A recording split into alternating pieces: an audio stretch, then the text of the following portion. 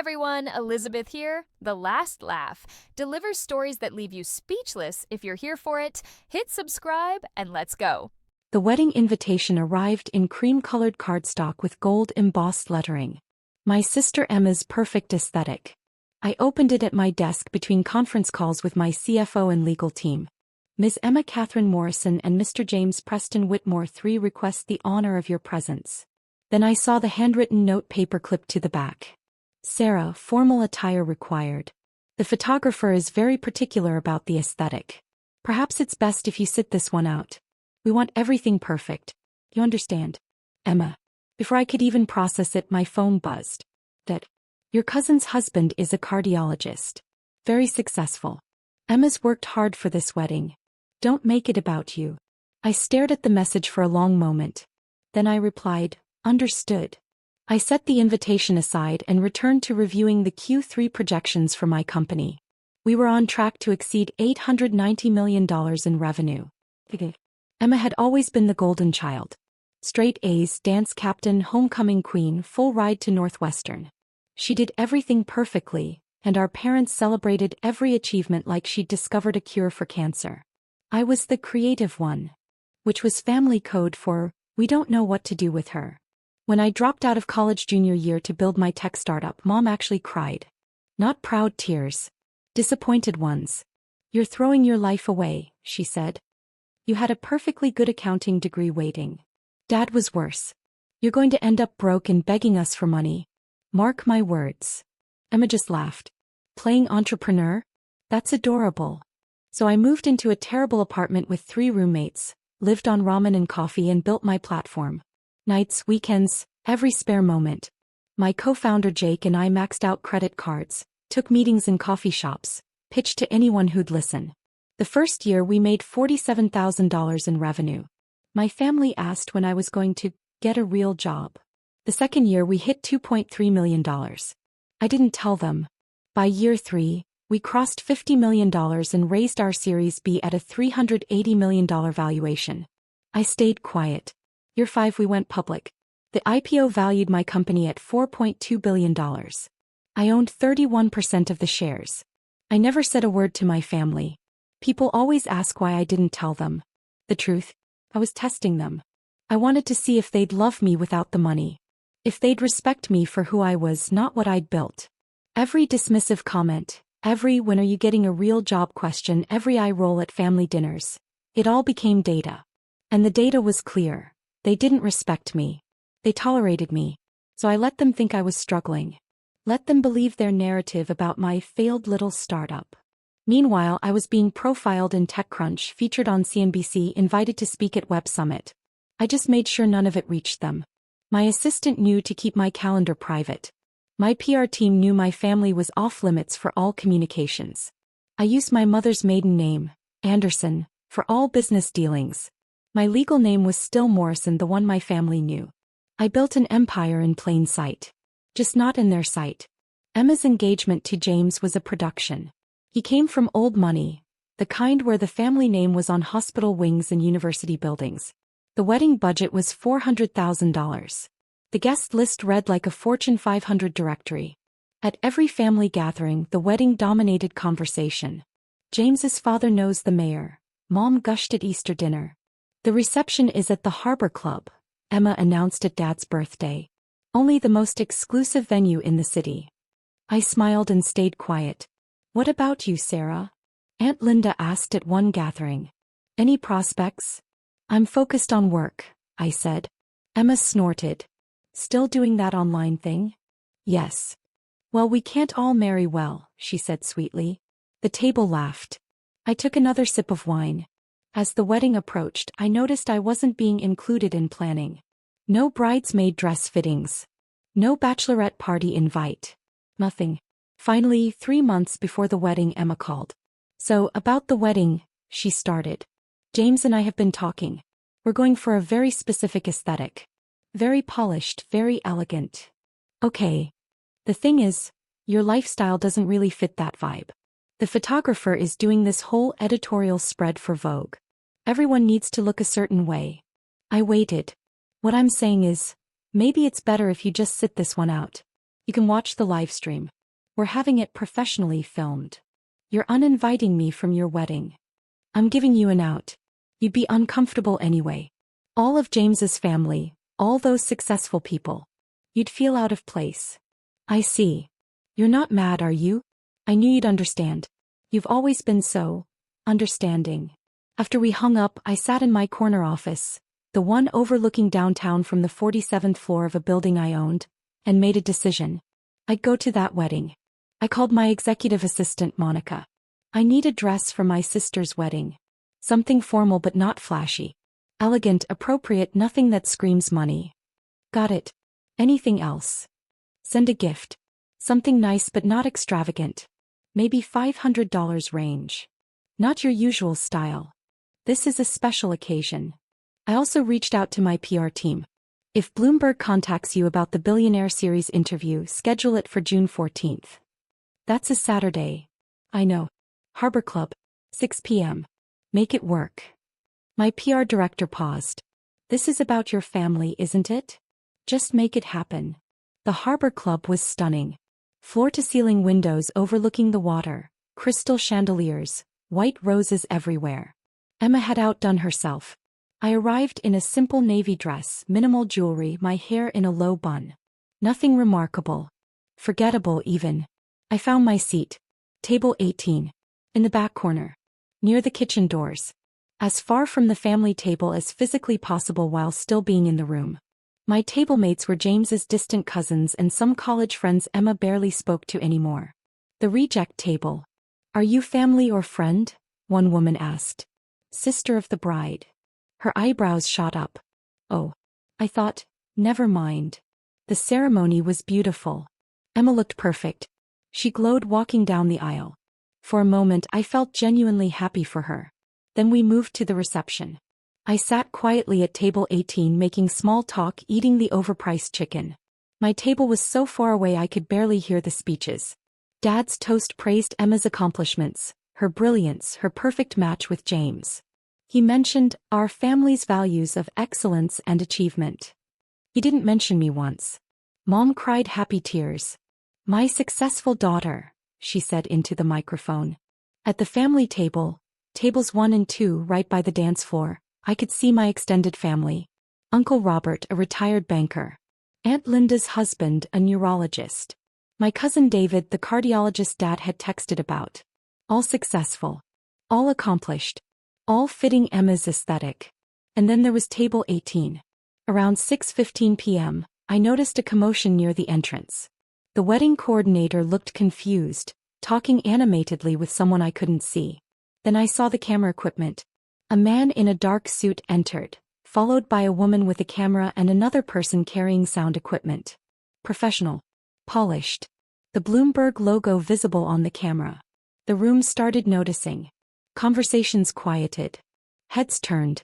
Emma, mid-conversation with James's grandmother, looked over. Her face registered confusion then alarm. The cameraman swept the room, clearly looking for someone. Then the man in the suit spotted me. He walked directly to table 18. Sarah Anderson? He asked. Everyone at my table stared. Yes. I'm Richard Chin from Bloomberg. We're here for your interview for our Billionaire series. Your PR team confirmed this location. I hope we're not too early. The woman next to me actually gasped. I smiled politely. Right on time. Should we do this here or would you prefer somewhere quieter? The terrace might work better for lighting. But first we'd love some reception shots. You with your family? This is your sister's wedding, correct? By now the entire reception had gone silent. Emma stood frozen, champagne glass halfway to her lips. Mom's face had gone completely white. Dad's mouth literally hung open. Richard continued, oblivious to the atmosphere. We're so excited to profile you for the series. Tech CEO under 35, $4.2 billion company valuation, 31% ownership stake. Your story is exactly what we're looking for. I appreciate that, I said calmly. Shall we? He gestured toward the terrace. Actually, I said, give me one moment.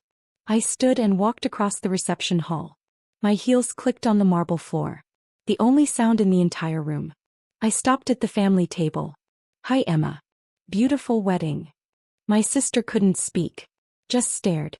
Mom. Dad. You look lovely tonight. Dad found his voice first. What is this? This is Bloomberg. They're doing a profile piece. Something about billionaires under 40. I tried to schedule it for another day, but you know how media is. Always on their timeline. Billionaire. Mom whispered. Well, on paper. Most of it's in company stock. Can't actually spend it. But yes, technically. I smiled. Did you enjoy your meal? I wanted to send a gift, but I wasn't sure what you'd like.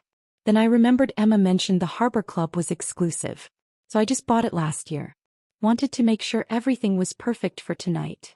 Emma made a strangled sound. You own this venue? Dad said. Oh, the Harbor Club? Yes. Part of my real estate portfolio. Actually, funny story, James's father called me last week. Something about his company needing investors for their hospital expansion? I'm reviewing the proposal. Small world. Richard approached. Ms. Anderson, we're ready when you are. Perfect. I turned back to my family. Anyway, I should go. Media obligations and all. Congratulations again, Emma. You really do look beautiful. I started to walk away. Wait. Emma's voice was shrill. You lied to us. I turned back. Did I? When did I lie?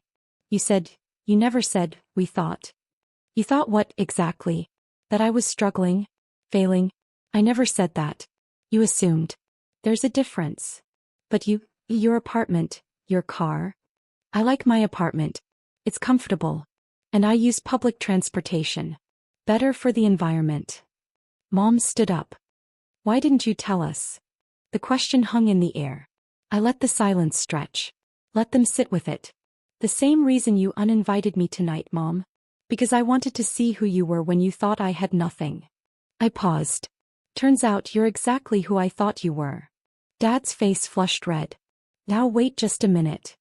No, Dad. You wait. For 5 years you've asked when I'd get a real job. Made jokes about my little online thing.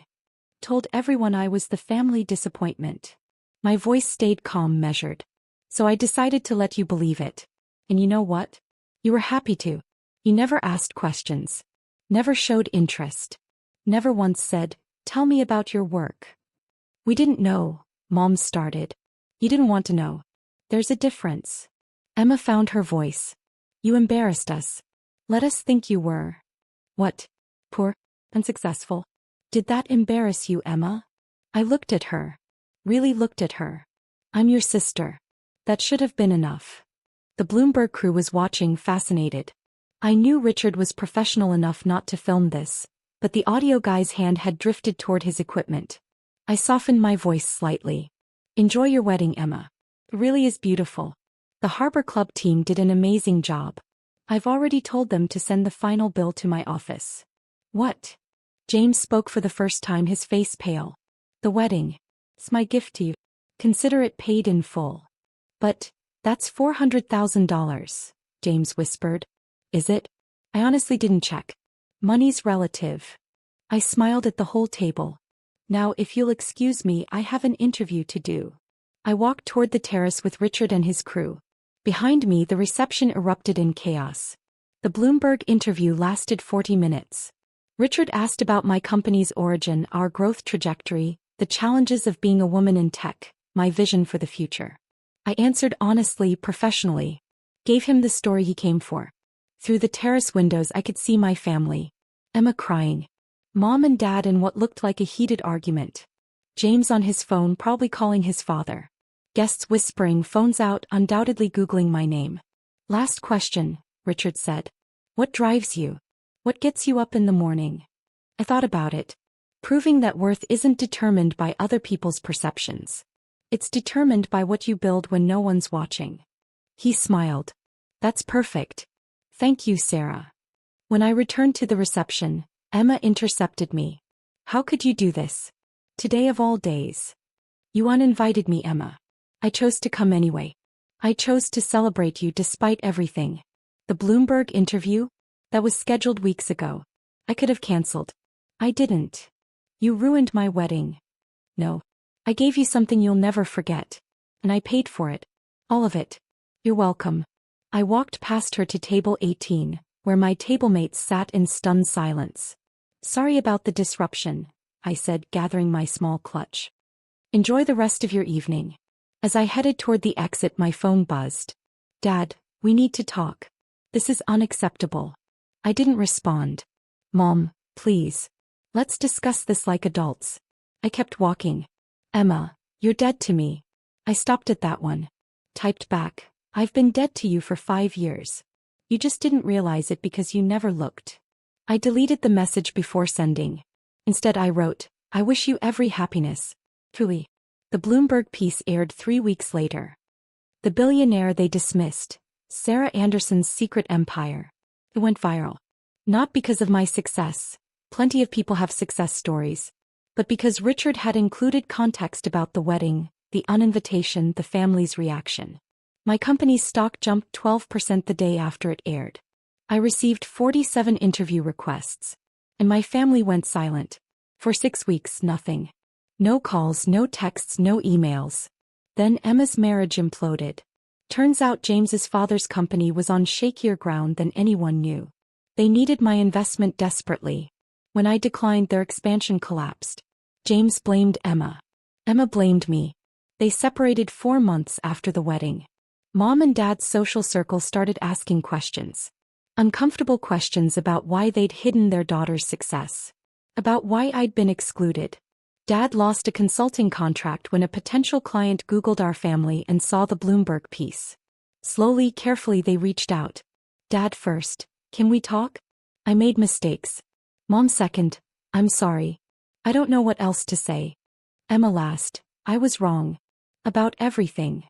I didn't respond immediately. I let them sit with it the same way they'd let me sit with their dismissal for 5 years. When I finally agreed to meet them, 3 months after the wedding, it was at my office. On my territory. On my terms. They sat in my conference room looking small and uncomfortable. "I'm not here to forgive you," I started. "Not yet. Maybe not ever. But I'm here to hear you." Dad broke first. "I was threatened by you. By your independence, your vision. It was easier to dismiss you than to admit I didn't understand what you were building." Mom cried. "I wanted you to be safe. Secure. I thought you were risking everything. I didn't realize you were building everything." Emma just looked broken. "I made you small so I could feel big. I'm sorry." I listened. All of it. Then I said, "Here's what happens next. We start over. From scratch. No assumptions, no dismissals, no, 'I thought you were.' You ask questions. I answer honestly. You treat me with respect. Period. Not because of my money. Because I'm your daughter. Your sister. A person deserving of basic respect." They nodded. "And if you can't do that, if any of you slip back into old patterns, I'm done. Permanently." "Understood." "Understood," they said in unison. Rebuilding took time. Trust doesn't reconstruct overnight. But slowly, carefully we found our way. Family dinners where they asked about my work. Really asked, really listened. Holidays where I wasn't the afterthought. Conversations where I wasn't dismissed. Emma started therapy. She sent me a card. "I'm learning why I needed you to fail so I could succeed.